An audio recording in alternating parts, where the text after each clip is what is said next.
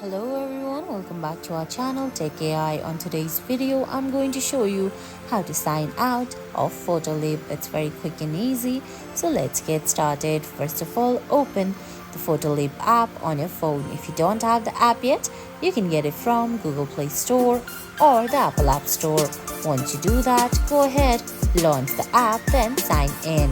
Now on the screen, you can see options like Home, Create and Projects at the bottom of your screen. If you go to top left corner, you're going to find the settings icon. Tap on it. Then you'll find categories like Manage, Support, Inspiration, About and Account. Tap on your account under the category Account. Now on your screen, the first option will be Log Out. Tap on Log Out, then you'll be signed out of PhotoLeap. And guys, that's it.